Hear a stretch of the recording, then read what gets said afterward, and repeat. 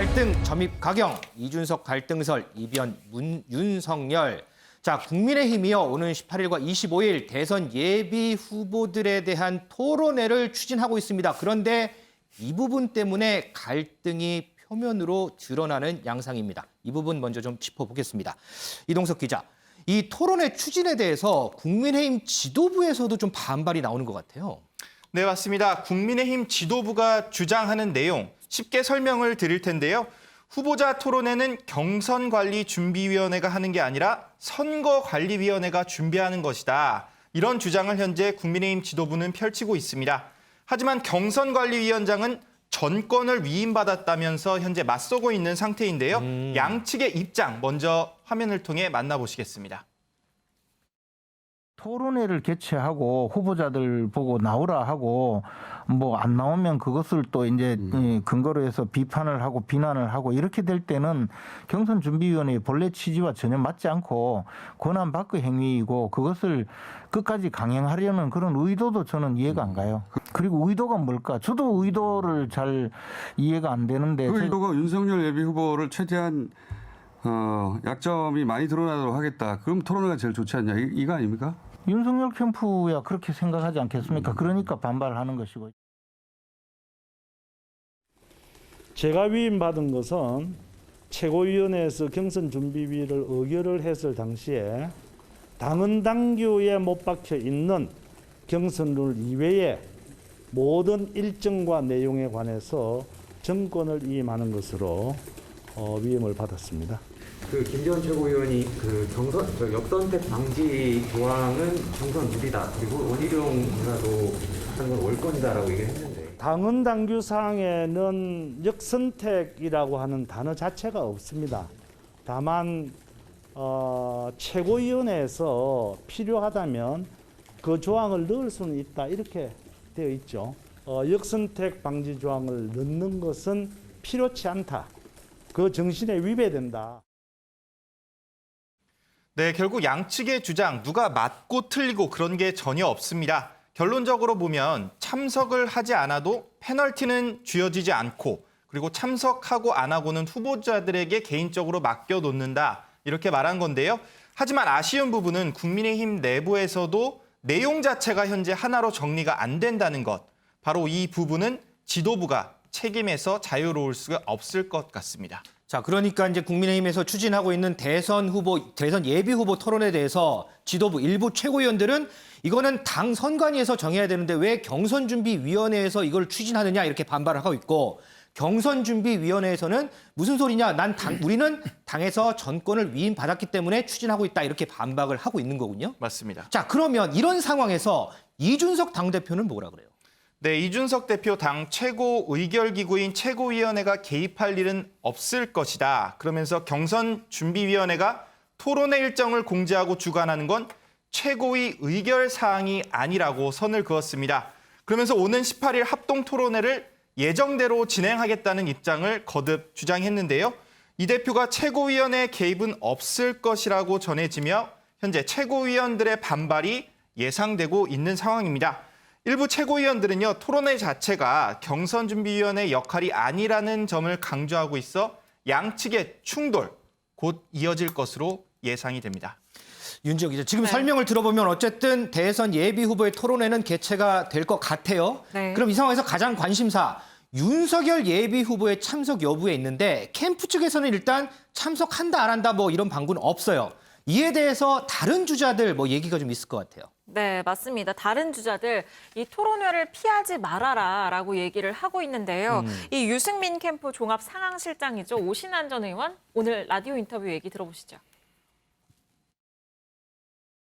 지금 당의 지도부와 각을 세워가면서 특히 이준석 대표와 이렇게 갈등을 빚는 것은 야권 전체로 봐도 이렇게 바람직한 상황은 아니다. 여러 가지 당에서 정해진 공식적인 일정이나 또 경준이가 마련하고 있는 토론이나 이런 것들을 후보가 굳이 그것을 거부하면서 이렇게 모든 일정에 대해서 보이콧을 하려고 하는 의도가 무엇인지 좀 이해하기가 어려워요. 이게 후발자고 본인한테 불이익을 준다라고 생각하면 모르는데 예. 여전히 뭐 1위 주자로서 달리고 있는 거 아닙니까? 예. 근데 우리가 지난 민주당 경선에서 이재명 후보가 부자 몸조심하는 그 1차 컷오프 과정에서의 경선 과정을 봤잖아요. 그랬죠. 예, 오히려 국민적 여론에 오히려 불편함을 안기고 역풍이 불 수 있다.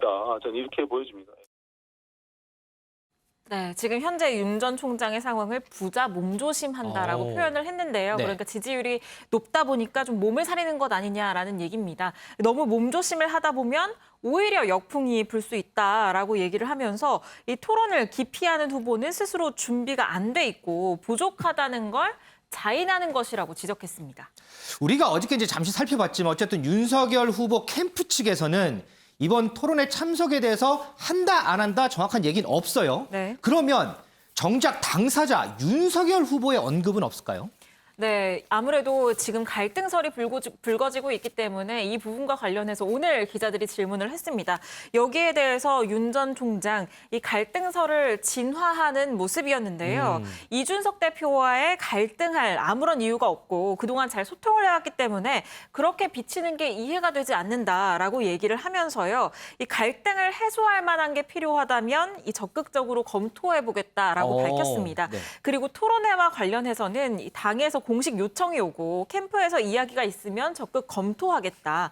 검증이나 면접, 토론에 당당하게 응하지 않을 이유가 없다라고 밝혔는데요. 맞서겠다. 다만 이 토론회를 진짜 나가겠다 이렇게 딱 얘기를 한 건 아니거든요. 네. 그러면서 이 정치적 관행 등 여러 고려할 상황이 있기 때문에 이 토론회 참석은 캠프와 의논해보겠다라고 밝혔습니다. 자, 그러면 이와 관련된 언급 영상으로 한번 보고 오겠습니다. 측에서는 좀 불참 시사했다는 보도도 나왔는데 당에서도 공식적인 요청이 아직 없었던 게 아니냐 이렇게 얘기를 하던데 요청이 오고 캠프 측에서 얘기가 있으면 제가 한번 적극 검토해 보도록 그렇게 하겠습니다. 이준석 대표랑 갈등 양상이 자꾸 비춰지고 있는데 이 점에 대해서는 좀 어떤 제 입장에서는 뭐 갈등할 아무런 이유가 없고 그동안도 잘 소통을 해왔고 그렇게 비춰지는 것이 저로서는 사실은 좀 이해가 안 됩니다. 불쾌한 심정을 드러내셨다라는 보도도 있는데 이준석 대표에 대해서 그거는 소설 아닙니까? 추측이고 어떤 뭐 객관적인 무슨 사실관계 없이 그냥 나오는 것 같은데.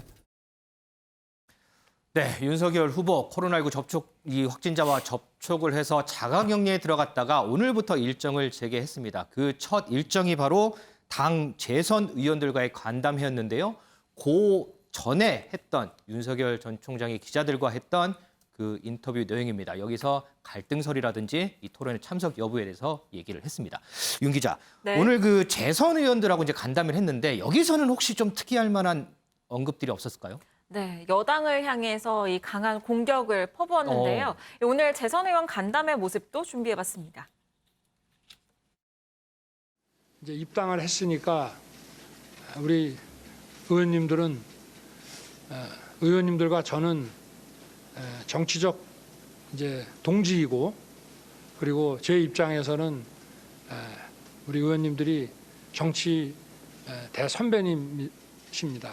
그래서 제가 앞으로 좀 많이 배울 수 있도록 많이 가르쳐 주시길 부탁드립니다.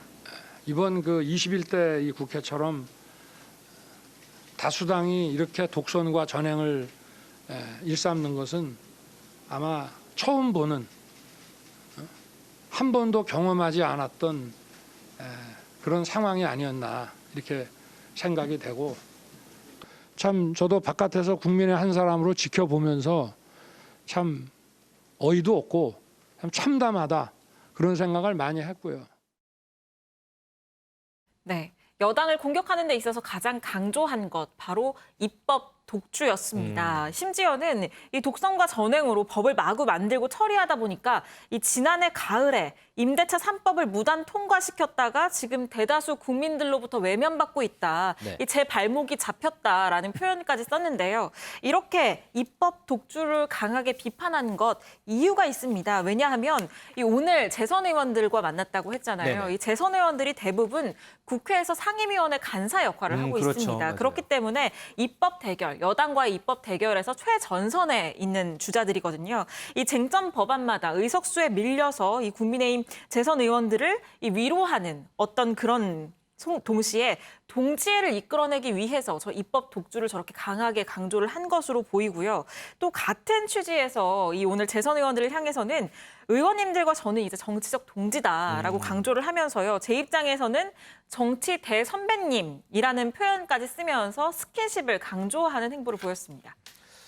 윤 대표님. 예. 여기 보면 이게 윤석열 후보가 어제 이제 SNS에 올린 건데 무슨 일이 있어도 절대 포기하지 말라. 윈스턴 처칠의 명언을 인용해서 글을 올렸어요. 상당히 좀 의미심장한데 예. 지금 윤석열 후보 같은 경우에는 몇 차례 당 행사에 이제 빠지면서 여러 논란이 됐잖아요. 거기다가 이제 토론회 갖고도 지금 참석 여부에 대해서 논란이 돼요. 조금 아까 이제 얘기를 봤는데 윤정 기자 설명대로 참석하겠습니다라고 명확하게 얘기는 하진 않았단 말이죠. 예. 이 토론회도 불참을 할 수 있을까라는 생각이 저는 드는데 어떻게 보세요? 뭐 아직 정식 제안이 안 왔기 때문에 뭐 검토 중이긴 합니다만은 저는 뭐 참석할 거로 봅니다. 예. 왜냐하면 이 정치인은 유불리로만 따지는 건 아니거든요. 네. 예, 대도무문이라는 게 있어요. 작은 손익에 따지지 않고 큰 길로 간다 이거죠. 지금 경선관리위원회에서 조금 너무 오버하는 것도 있고 또 토론회 13명 가면은 윤석열 검찰총장 후보한테 집중적으로 또 공격할 거 아니에요? 또 여러 가지 지지율이 그렇죠. 이기니까. 예. 그런 좀 때문에 십자포화를 당하는 면도 있기 때문에 좀 주저하긴 하죠. 하지만은 대도무문 또 하나는 정치는 더하기 빼기가 아니라 국민들한테 감동을 주는 거기 때문에 저는 윤석열 후보가 저는 뭐 토론에 참석하리라고 봅니다. 근데 이제 저게 SNS에 처칠 저 글을 올리는 거는 저는 그 심정이 제가 좀 추측을 해보면 네. 과거 검찰총장 할 때는 SNS에 프로필에다가 해밍웨이 글을 올렸어요. 맞아요. 네. Be calm and strong. 침착하게, 강하게 이렇게 올렸는데 지금은 처칠이 2차 대전 승리를 이끌고 옥스퍼드 대학 가서 저 연설을 했거든요. 네. 딴 얘기 안 하고 네버 기브업만 7번 했어요. 그리고 내려왔거든요. 그러니까 지금 윤 후보자 입장에서는 과거 검찰총장 때 그 정권하고 대척점에 있을 때보다 지금이 더 힘든 거 아니냐. 지금은 적하고 싸우는 게 아니라 내부에서 흔드는 거잖아요. 네네. 내부에서 계속 뭐 봉사 갔는데 왜 안 왔느니 뭐 딴 사람을 충동질해서 같이 가지 말자는 도 여러 가지 작은 거 갖고 계속 흔들어야 되잖아요. 그러니까 윤 후보 입장에서는 대도무문 큰 길로 가기로 하는데 내부에서 너무 힘들어서 좀 괴롭다. 하지만은 내가 굴하지 않고 끝까지 나는 내 길을 가겠다. 뭐 이런 강한 의지의 표현 이거로 보고 저는 그래서 토론회도 참석하고 당에 협조하는 모습을 좀 보여주지 않겠느냐. 저는 이런 생각이 들고 좀 전에 왜 기자들하고 인터뷰도 보면 정치 참석한 지 참여한 지 한 달여 만에 굉장히 좀 약간 좀 자연스러워진 것 같지 않아요? 예, 도리도리도 조금 덜 하는 것 같고 표정도 좀 부드러워진 것 같고 정치 쪽에 조금 적응을 해가는 과정 아니냐 저는 이런 생각이 들었습니다. 네버 기브업 이제 절대 포기하지 않고 물러서지 않고 정면 돌파하겠다. 자, 배우 교수님은 어떻게 보세요? 이 절대 포기하지 말라 이 메시지를 누구를 향해 던졌을까? 좀 궁금하지 않습니까? 누구를 제가 향해 볼 때는 던졌을까요? 세 부류의 사람들을 향해서 던졌을 것 같아요. 첫 번째는 지지층. 최근에 본인의 지지율이 계속해서 하락하고 있지 않습니까? 갤럽 여론조사 결과를 보면은 5개월 만에 최저치를 기록해가지고 30%에서 지금 10% 후반까지 떨어졌다고요. 네네. 그러다 보니까 지지층들이 흔들릴 거 아니겠습니까? 왜냐하면 이제 중도 하차 얘기도 나오고 있는 그런 네. 상황. 네. 완주하겠느냐. 그러니까 이 지지층들을 향해서 흔들리지 말라. 절대 포기하지 않겠다라는 네. 그런 것을 던질 것 같고요. 두 번째로는 이준석 대표. 지금 이준석 대표하고 계속 주도권 싸움하면서 이준석 대표가 지금 대선을 하면은 우리가 5%포인트 차로 진다라는 얘기까지 하면서 압박을 하고 있거든요. 그래서 이준석 대표를 향해서도 내가 아무리 당신이 나를 압박해도 나는 절대 포기하지 않겠다. 그리고 세 번째로는 홍준표, 유승민 이런 이제 기존의 당내 주자들이 계속해서 이제 검증의 칼날을 지금 들이대고 있지 않습니까? 네. 그래서 아무리 검증의 칼날을 들이대도 나는 절대 포기하지 않을 것이다. 라는 이제 그런 메시지를 던지고 있는 것 같은데요. 지금 윤석열 전 총장 같은 경우는 모든 리스크의 원인이 최근에는 본인으로부터 기인되고 있어요. 일일 일서라라는 얘기가 나오고 있지 않습니까? 따라서 구체적인 본인의 국정 운영 비전 그리고 정책 이런 것들을 제시를 해야 되는데 그런 차원에서 저는 당내 토론회에 반드시 참석을 해서 확실한 비전을 제시해서 지금 본인을 향해서 여러 가지 의문시 되고 있는 부분을 해소하는 것이 가장 좋은 전략이 아닌가 이렇게 생각이 됩니다. 윤정 기자, 방금 이제 배종호 교수 논평 중에 잠깐 나왔는데 최근에 국민의힘 내부에서 이 이준석 대표와 윤석열 후보 간의 갈등설이 상당히 많이 부각돼요. 그런데 오늘 아침 보도를 보니까 윤석열 캠프에서 이준석 대표의 어떤 발언 때문에 발칵 뒤집혔다 이런 보도가 있어요. 어떤 발언 때문에 그런 거예요? 네, 그렇습니다. 이 앞서서 보신 인터뷰 영상에서 윤석열 후보는 이준석 대표와 갈등할 아무런 이유가 없다라고 얘기를 했지만 실상은 그렇지 않아 보입니다. 왜냐하면 이 지난 8일 이준석 대표가 윤 후보를 향해서 이 첫 일정을 보이콧하고 간 게 후쿠시마 발언이다. 후보에게 딱히 도움되는 일정도 아니었다라고 얘기를 했는데요. 이 얘기를 듣고 윤석열 캠프가 발칵 뒤집혔다고 합니다. 윤 전 총장이 이 대표와 싸우지 말아라라고 해서 꾹 참고는 있지만 내부 분위기가 상당히 좋지 않다는 건데요. 이 심지어는 이 발언이 당대표가 같은 당의 대선 주자에게 할 수 있는 얘기냐, 민주당 대변인과 다를 바가 없다라는 이야기까지 나오는 상황이었다고 하고요.